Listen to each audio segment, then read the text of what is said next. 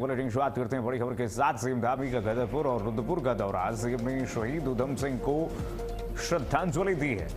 CM Dhami ने गदरपुर के दौरे पर शहीद उधम सिंह को श्रद्धांजलि दी है। कंबोज धर्मशाला में प्रतिमा पर माल्यार्पण किया सीएम ने। सीएम धामी ने अखंड पाठ में भी प्रतिभाग किया। आज शहीद भगत सिंह का बलिदान दिवस भी है। सीएम ने अपने संबोधन में कहा कि पूरा देश उन्हें याद कर रहा है। विकास हमारी सबसे बड़ी प्राथमिकता है। गदरपुर में नवनिर्मित बस स्टेशन का लोकार्पण सीएम धामी ने किया है। वहीं खंड विकास कार्यालय का भी लोकार्पण मुख्यमंत्री के कर कमलों द्वारा हुआ है। सड़क आंतरिक मार्गों का शिलान्यास भी मुख्यमंत्री ने किया। तो मुख्यमंत्री पुष्कर सिंह धामी ने शहीद भगत सिंह के बलिदान दिवस के अवसर पर जनता को संबोधित करते हुए उन्हें नमन किया। सीएम धामी ने यहां पर लोगों को सौगात दी है। सड़क और इंटरनल मार्गों का जो अंदरूनी आंतरिक मार्ग हैं उनका भी शिलान्यास मुख्यमंत्री पुष्कर सिंह धामी ने किया है। साथ ही साथ गदरपुर और रुद्रपुर के दौरे पर मुख्यमंत्री ने विकास की सौगात दी है। मुख्यमंत्री ने शहीद उधम सिंह को श्रद्धा सुमन अर्पित किए। उन्होंने कहा कि शहीद उधम सिंह को पूरा देश नमन करता है। उनके दिए गए बलिदानों पर सदियों पीढ़ियां उन्हें याद रखेंगी। आगे बढ़ेंगे। महान साहित्यकार मुंशी प्रेमचंद की जयंती आज है। सीएम पुष्कर सिंह धामी ने मुंशी प्रेमचंद की जयंती पर उन्हें नमन किया है। मुंशी प्रेमचंद की रचनाओं को सीएम धामी ने याद किया। सीएम धामी ने कहा कि प्रेमचंद के विचार आज भी प्रासंगिक है। आज भी उनके विचार इस देश के युवा, इस देश के लोगों के रगों रगों में बहता है। मुंशी प्रेमचंद ने वो सीख दी है अपनी कहानियों के जरिए जो सदियों तक लोग याद रखेंगे, उससे प्रेरणा लेंगे। और मुंशी प्रेमचंद की जो साहित्य और उपन्यास में जो उनकी गहरी पकड़ थी, जो उनकी रुचि थी और जो योगदान उन्होंने दिया, उन्होंने कहा कि उनके एक एक कृतियों पर पीएचडी की जा सकती है। मुंशी प्रेमचंद की जो एक एक कृतियां हैं वो देश के लिए बहुत महत्वपूर्ण, देश के युवाओं के लिए बहुत कुछ सीख देकर गई।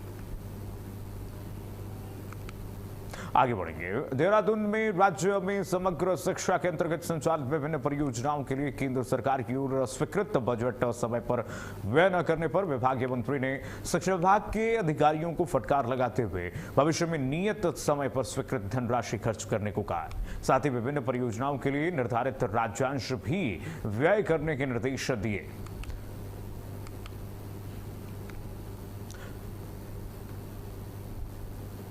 तो अधिकारियों से बैठक में सभी राज्यांश और तमाम राजस्व को निर्धारित रूप से व्यय करने के निर्देश दिए गए हैं अधिकारियों को। बैठक में सभी परियोजनाओं के लिए निर्धारित राज्य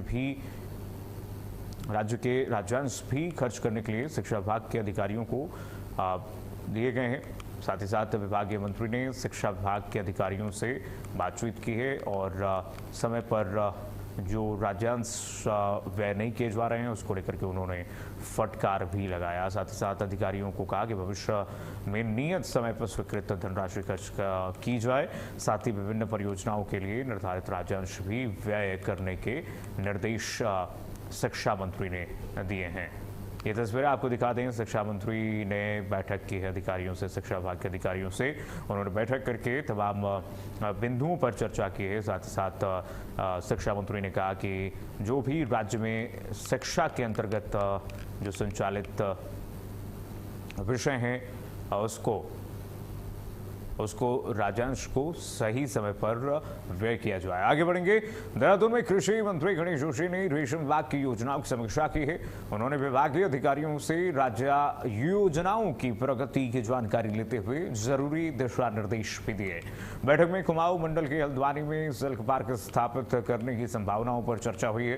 मंत्री ने इसके लिए फिजिबिलिटी स्टडी कराने के निर्देश दिए। उन्होंने कहा कि सिल्क पार्क बनने से रेशम उत्पादन, प्रसंस्करण और विपणन को बढ़ावा मिलेगा। साथ ही स्थानीय स्तर पर रोजगार के नए अवसर भी पैदा होंगे। कृषि मंत्री ने रेशम कीट पालकों को आधुनिक तकनीक और प्रशिक्षण से जोड़ने पर भी जोर दिया। वहीं विभाग ने बताया कि मानसून में 2 लाख से अधिक शहतूत पौधों का रोपण किया जा चुका है।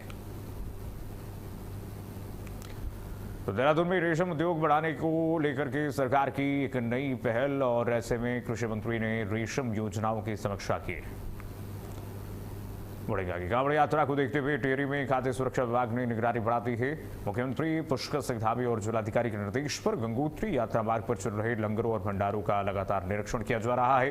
खाद्य सुरक्षा विभाग की टीम ने बागबाट, गाजुड़ा, आमला सिरा, नागड़ी और फकोट समेत कई राज्यों पर पहुंच करके कई स्थानों पर पहुंच करके भोजन की गुणवत्ता, साफ सफाई और खाद्य सुरक्षा मानकों की जांच की।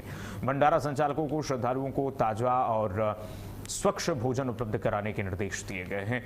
टीम ने मिठाई, सब्जी, आटा, दाल और चावल समेत करीब 20 खाद्य पदार्थों के सैंपल भी लिए हैं और जांच के लिए भेज दिए हैं। विभाग ने नियमों का उल्लंघन करने वालों पर कार्रवाई की चेतावनी भी दी। तो कांवड़ मार्गों पर खाद्य सुरक्षा विभाग भी अलर्ट है। पुलिस प्रशासन के साथ खाद्य सुरक्षा विभाग लगातार यहां पर छापेमारी कर रहा है। कई जगहों पर पुलिस के साथ संयुक्त रूप से खाद्य विभाग की टीम ने छापेमारी की है। श्रद्धालुओं के लिए भोजन की गुणवत्ता को यहां पर मापा जा रहा है कि श्रद्धालुओं को किस प्रकार का भोजन और खाद्य सामग्रियां मुहैया कराई जा रही हैं। जो संचालक, ढाबा संचालक है या फिर जो भंडारा कराया जा रहा है, उन भंडारों में क्या गुणवत्ता है, क्या मानक अपनाई जा रही हैं, जिससे कि जो कांवड़िया हैं, जो कि शिव भक्त हैं, वो कांवड़ लेकर जब जाएंगे तो उन्हें भोजन कैसे मिलेगी, उसके लिए सैंपल लिया गया है और इसकी जांच, गुणवत्ता की जांच के लिए लैब में भेजे गए हैं। कई सारे सैंपल, करीब 20 खाद्य पदार्थों के सैंपल लेकर के जो भेजे गए हैं चेक कराने के लिए लैब। आगे बढ़ेंगे। कृषि मंत्री गणेश जोशी ने देहरादून स्थित कैंप कार्यालय में विभागीय अधिकारियों के साथ बैठक करके कृषि योजनाओं की समीक्षा की है। उन्होंने अधिकारियों को निर्देश दिए कि केंद्र और राज्य सरकार की सभी योजनाओं का लाभ समय पर किसानों तक पहुंचाया जाए। मंत्री ने उत्तराखंड की चाय को नई पहचान दिलाने के लिए उसकी बेहतर पैकेजिंग और ब्रांडिंग पर जोर दिया। साथ ही किसान भवन में टी आउटलेट खोलने के निर्देश भी दिए, जिससे चाय और जैविक उत्पादों को बाजार मिल सके। बैठक में मंत्री ने बारिश से प्रभावित किसानों की फसलों का आकलन करके रिपोर्ट तैयार करने और रोजाना निगरानी करने को कहा है। उन्होंने सेब, कीवी और ड्रैगन फ्रूट जैसी योजनाओं के तहत किसानों के रुके हुए भुगतान जल्द जारी करने के निर्देश भी दिए। इसके अलावा नाबार्ड की मदद से बन रहे पॉली हाउस का काम तेजी से पूरा करने और उसकी लगातार मॉनिटरिंग करने को भी कहा। कृषि मंत्री ने कहा कि सरकार किसानों के हितों को लेकर के पूरी तरह प्रतिबद्ध है और किसानों को योजनाओं का लाभ दिलाना विभाग की पहली प्राथमिकता है।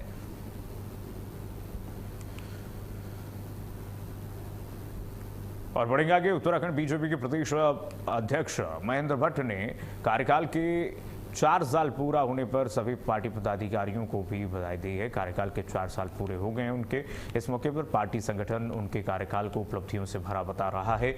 बीजेपी का दावा है कि महेंद्र भट्ट के नेतृत्व में पार्टी ने विधानसभा, लोकसभा और नगर निकाय चुनाव और पंचायत चुनाव में जीत हासिल की है। बीजेपी वरिष्ठ प्रवक्ता मथुरा दत्त जोशी ने कहा कि प्रदेश अध्यक्ष के नेतृत्व में संगठन लगातार मजबूत हुआ है और कार्यकर्ताओं में नई ऊर्जा का संचार हुआ है। उन्होंने दावा किया कि आने वाले 2027 विधानसभा चुनाव में भी बीजेपी जीत की हैट्रिक लगाने की तैयारी में है। वहीं प्रदेश अध्यक्ष के 4 साल पूरे होने के बाद पार्टी अब आगामी चुनाव रणनीतियों को लेकर के धार देने में जुटी हुई है।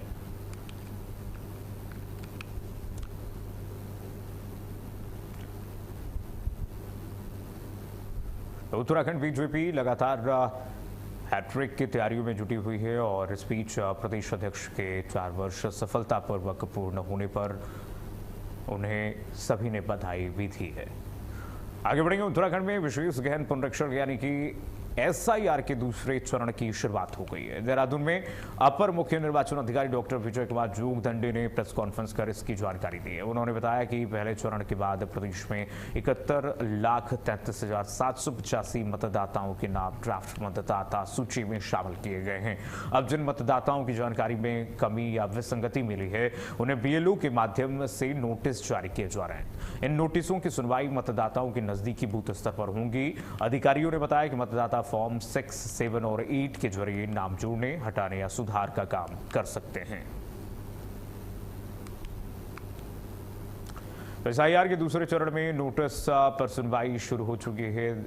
मतदाता सूची सुधार को लेकर के प्रक्रिया तेज कर दी गई है और इसके लिए लगातार अधिकारी अपील भी कर रहे हैं कि घबराने की आवश्यकता नहीं है, निराश होने की जरूरत नहीं। अगर आपकी SIR सूची में आपके विवरण और नाम नहीं है तो इसमें घबराने की आवश्यकता नहीं है। एसआईआर की दूसरी सूची जो जारी की जा रही है, जो उसमें आप अपना नाम दर्ज करवा सकते हैं। विशेष गहन पुनरीक्षण 2026 का ये वृहद अभियान तेजी से चलाया जा रहा है और इसके लिए लगातार सतत प्रक्रिया जारी है। पूरे उत्तराखंड में इसे विशेष तौर पर जिलेवार चलाया जा रहा है और इसके लिए जिला प्रशासनिक अधिकारियों को, जिला निर्वाचन अधिकारी को निर्देशित किया गया है। इलेक्शन कमीशन की तरफ से बूथ स्तर पर इसकी सुविधा उपलब्ध कराई जा रही है।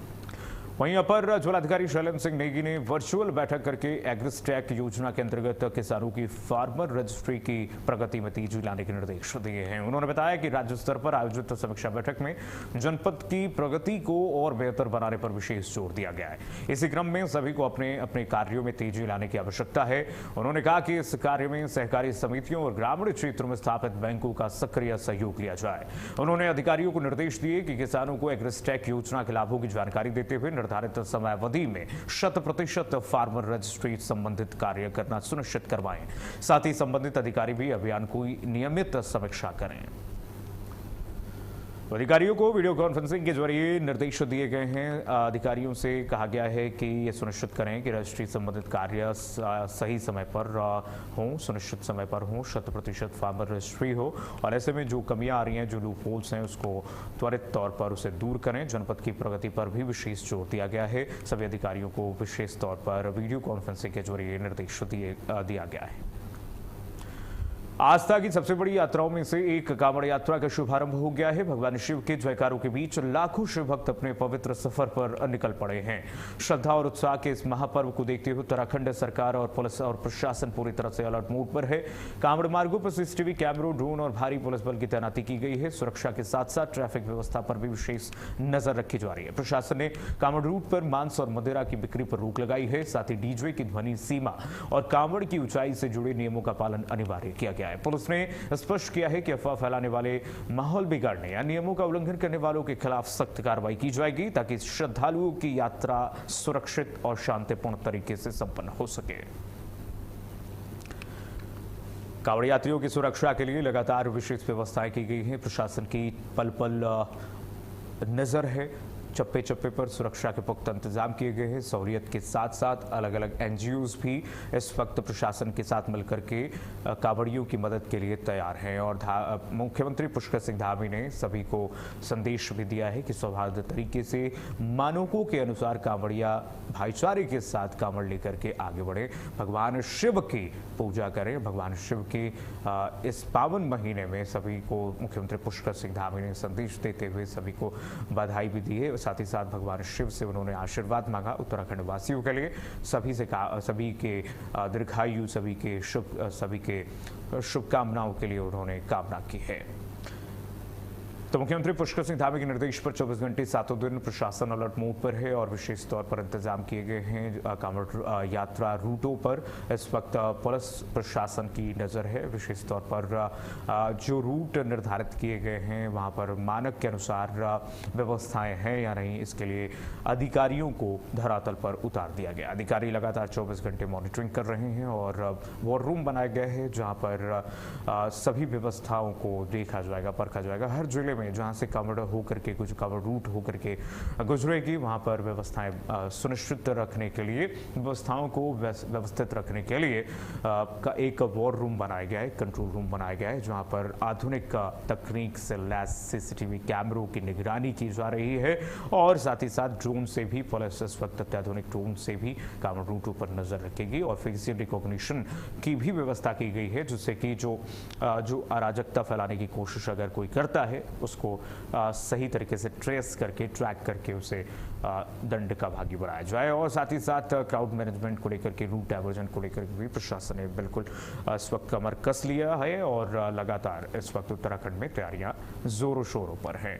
ये तस्वीरें हम आपको दिखा दें, 5 तस्वीरें आपकी टीवी स्क्रीन पर जो विजुअल्स आई हैं हम आपको आपकी टीवी स्क्रीन पर रख दें। भक्तों की कतार किस तरह से उत्तराखंड के कोने कोने से लेकर के देश के हर कोने से ऐसी तस्वीरें आ रही है। दूसरी तस्वीर आप देख पा रहे होंगे, भोलेनाथ का जलाभिषेक इस वक्त शिवालयों में, मंदिरों में इस वक्त हो रहा है।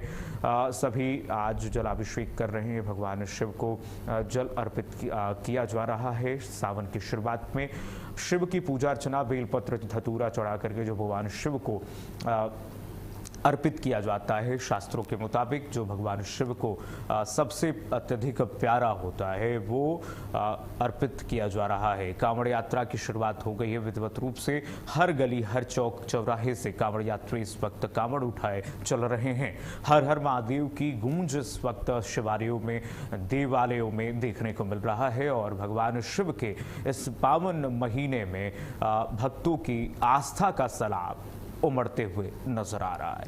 भक्त इस वक्त सड़कों पर कांवड़ यात्रा लेकर के चलते हुए नजर आ रहे हैं और उनकी सुरक्षा को सुनिश्चित कर रहा है जिले का प्रशासन। हर जिले को अलर्ट मोड पर रखा गया है। खुद मुख्यमंत्री पुष्कर सिंह धामी लगातार जिले के जिलाधिकारियों के संपर्क में, प्रशासनिक अधिकारियों के संपर्क में, उनसे निर्देशित करते हुए नजर आ रहे हैं, उनसे फीडबैक ले रहे हैं।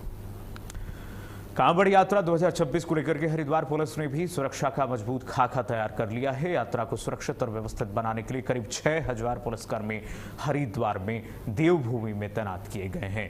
इसके साथ ही पीएसी, सीआरपीएफ, जल पुलिस, एसडीआरएफ, एनडीआरएफ और अन्य सुरक्षा एजेंसियां भी मोर्चा संभालेंगी। जो केंद्रीय सशस्त्र बल है वो भी मोर्चा संभालेंगी। एसपी सिटी अभय कुमार सिंह ने बताया कि हरिद्वार की श्रद्धालुओं की निगरानी के लिए शहर और देहात क्षेत्र में 379 सीसीटीवी कैमरे लगाए गए हैं। वहीं सोशल मीडिया पर अफवाहों पर नजर रखने के लिए 20 साइबर कमांडोज जो हैं वो तैनात किए गए। ब्लैक कैट कमांडो तैनात किए गए। भीड़ भाड़ वाले इलाके में 36 जगहों पर फायर यूनिट भी मौजूद रहेगी। पुलिस का लक्ष्य है कि शिव भक्तों की यात्रा को सुरक्षित और सुगम तरीके से कैसे अंतिम पड़ाव तक पहुंचाया जाए। तो शिव भक्तों की, शिव कांवड़ियों की सुरक्षा सुनिश्चित करने के लिए इस वक्त उत्तराखंड शासन प्रशासन इस वक्त तैयार है और केंद्रीय सशस्त्र बलों के साथ सुरक्षा का एक अभेद्य किला बनाया गया है। बढ़ेंगे आगे। सावन के साथ ही हरिद्वार में कांवड़ यात्रा का आगाज हो गया है। देश भर से शिव भक्त गंगा जल लेने के लिए धर्मनगरी पहुंच रहे हैं। सरकार का दावा है कि कांवड़ यात्रा को लेकर के सुरक्षा, यातायात व्यवस्था और श्रद्धालुओं की सुविधाओं के लिए व्यापक इंतजाम किए गए हैं। वहीं विपक्ष ने सरकार की तैयारियों पर सवाल उठाए हैं। कांग्रेस विधायक प्रीतम सिंह का कहना है कि जैसे जैसे कांवड़ यात्रा अपने चरम पर पहुंचेगी, व्यवस्थाओं की असली तस्वीर सामने आएगी। दूसरी तरफ बीजेपी ने विपक्ष के आरोपों को नकारात्मक राजनीति बताया। बीजेपी का कहना है कि मुख्यमंत्री पुष्कर सिंह धामी खुद तैयारियों का निगरानी करते हुए नजर आ रहे हैं और यात्रा को सुरक्षित और व्यवस्थित तरीके से पूरा कराने के लिए लगातार अधिकारियों के संपर्क में निर्देश दे रहे हैं।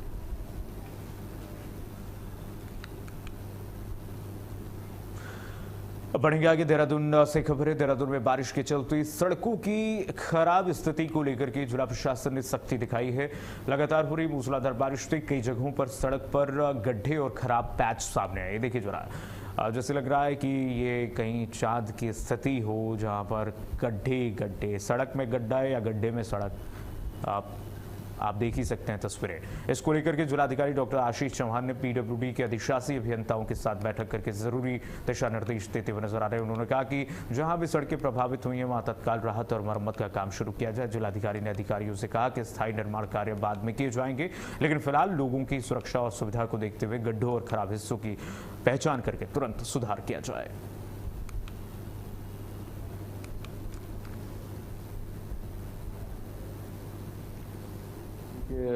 एक्शंस मौजूद थे, उनको मेरे द्वारा यही डायरेक्शन दिया गया कि चूंकि अभी कई सारी जगह बिकॉज ऑफ कंटिन्यूस रेनफॉल गड्ढे डेवलप हो रहे हैं, तो परमानेंट नेचर के वर्क को बाद में टेकअप करते हुए अभी फौरी तौर पे जो काम किया जाना है तो स्ट्रेचेस को आइडेंटिफाई करके कार्य किए जाने के लिए निर्देश। वहीं कांवड़ यात्रा शुरू होती ही स्वास्थ्य विभाग पूरी तरह से अलर्ट मोड पर आ गया है। शिव भक्तों को बेहतर और तुरंत चिकित्सा सुविधा देने के लिए यात्रा मार्गों पर मेडिकल रिलीफ पोस्ट तैयार किए गए हैं। हरिद्वार के मुख्य चिकित्सा अधिकारी डॉक्टर आर.के. सिंह ने बताया कि इन पोस्टों पर डॉक्टर, पैरामेडिकल स्टाफ, जरूरी दवाइयां और एम्बुलेंस की व्यवस्था की गई है। उन्होंने बताया कि यात्रा के दौरान करीब 66 एम्बुलेंस अलग अलग मार्गों पर तैनात रहेंगी। इसके अलावा जिला अस्पताल समेत सभी बड़े सरकारी और निजी अस्पतालों को भी अलर्ट कर दिया गया है। सरकारी स्वास्थ्य विभाग का कहना है कि कांवड़ यात्रियों को किसी भी आपात स्थिति में तुरंत इलाज उपलब्ध कराया जाएगा।